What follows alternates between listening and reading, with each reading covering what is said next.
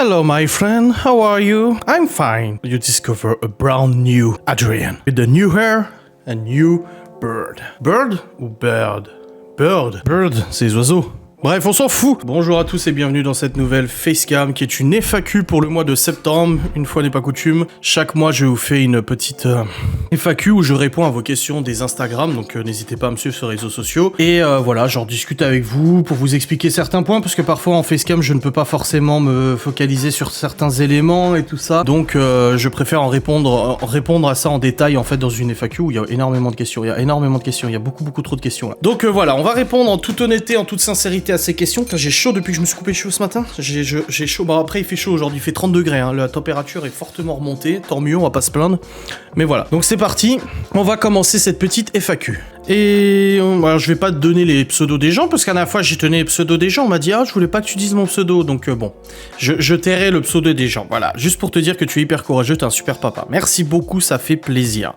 Comment réagit Malone sur le fait de moins voir les enfants, les petits? Alors il a pas très bien réagi. Après on en a parlé, je vous ai dit, cette décision n'a pas été prise sur un coup de tête, j'en ai parlé avec les enfants, on en a parlé aussi avec Malone et tout ça, et il a pas super bien réagi dans la mesure où il est très attaché aux enfants, et qu'il a dit oui mais ça va faire trop bizarre, moi je vais les voir, je vais les voir qu'un week-end sur 2. Enfin voilà, il était assez perturbé par tout ça. Maintenant, comme on l'expliquait, c'est temporaire. On espère vraiment que la justice et puis tout ce qu'il y a à côté, tout ça, fasse le nécessaire. Il nous écoute enfin. Mais non, ça n'a pas été facile. Voilà, je pense qu'il a été plus difficile pour Malone, c'est encore plus le fait de ne pas comprendre pourquoi ça n'avance pas en fait. Devoir lui dire, parce qu'il nous a posé beaucoup de questions, tu sais, Malone il pose énormément de questions, de lui dire je comprends pas avec ça, pourquoi, et lui dire mais on sait pas.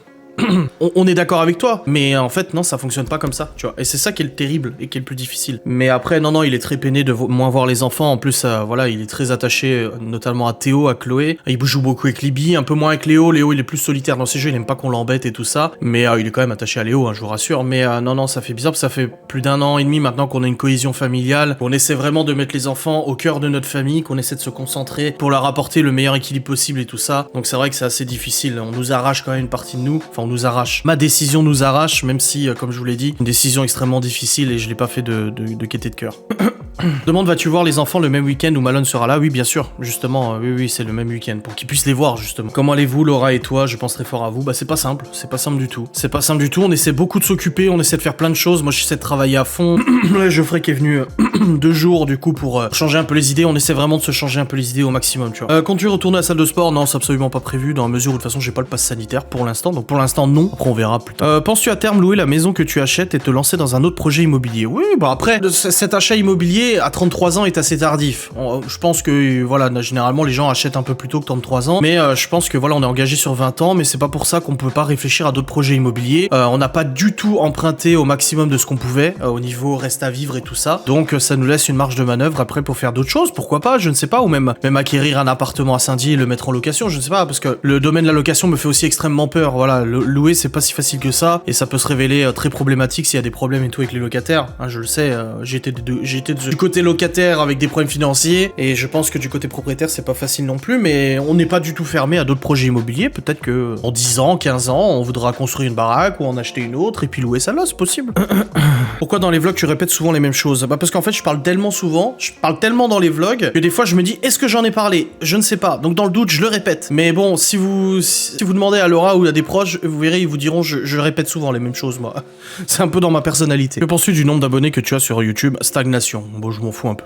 Je l'ai déjà dit, je pense qu'on en a assez parlé. Pourquoi n'as-tu pas accompagné les enfants à leur premier jour d'école? Parce que la maman ne me l'a pas proposé, et je vais pas m'imposer sans avoir eu cette proposition. Voilà, je pense que, on va dire que je suis arrivé dans une période où je me méfie un peu de tout, je me méfie un peu de tout. Il y a des gens qui tombent par terre tout seuls, il y a des choses comme ça, et je veux pas de scandale, je veux pas de problème. Et malheureusement, si la maman me l'avait proposé, bien sûr que j'y serais allé, avec plaisir. Mais ça a pas été le cas. Comment te sens-tu moralement et physiquement?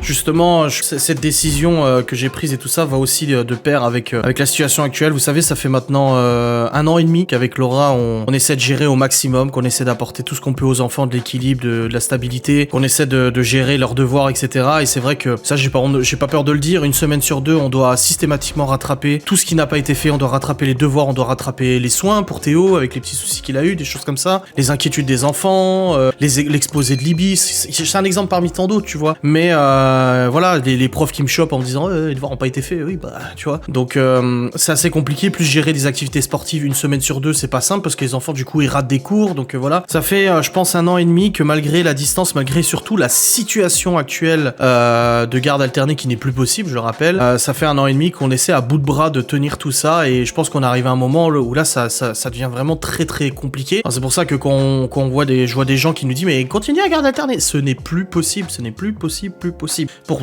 différentes raisons que j'ai évoquées déjà dans la vidéo et que j'ai déjà évoquées à de nombreuses reprises et que je viens de réévoquer à nouveau. Donc ouais, physiquement ça va, mais moralement c'est fatigant quand même. Hein. Je crois encore en toi, mais si je ne comprends pas dans l'immédiat ce choix pour les enfants, merci beaucoup. Mon avocate, eh bien, ta décision est-elle conseillée par ton avocate? Mon avocate et les professionnels sont bien entendu au courant de ma décision. Vous allez commencer l'aménagement du haut de la maison quand? Bah d'ici la fin de l'année. Là, demain il y a le monsieur qui vient pour voir pour casser le mur de la cuisine. Motivation pour enlever les bacs de tomates, il faut que je le fasse. Es-tu couvert légalement pour éviter que la maman entame une procédure pour abandon? Il n'y a pas d'abandon d'enfant ni de garde. Je le répète et je répète parce que oui, forcément j'ai été menacé de cette procédure, mais non, il n'y a pas d'abandon. Justement, les enfants, je les vois un week-end sur deux et la moitié des vacances comme énormément de personnes en France. Je ne me substitue pas à mes obligations parentales au niveau du suivi scolaire, etc. Les écoles sont averties, elles savent qu'elles peuvent m'appeler, me contacter, etc. Bien évidemment. Donc non, il n'y a pas d'abandon.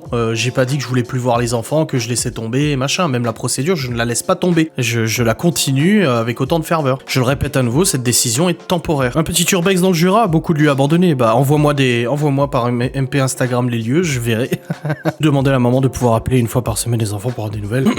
Vous savez, moi, je veux dire, quand c'est ma semaine, Libye est sortie de chez l'ostéopathe, elle voulait en parler à sa mère, je lui ai donné mon téléphone à appeler sa mère. La dernière fois, c'est Léo qui voulait appeler sa mère. Moi, j'ai rien contre ça. Maintenant, je pense que de toute façon, ça fait partie de ma punition d'avoir laissé la garde temporaire, de pas avoir de nouvelles, je pense. Je vais pas rentrer dans un conflit vis-à-vis de ça, encore une fois.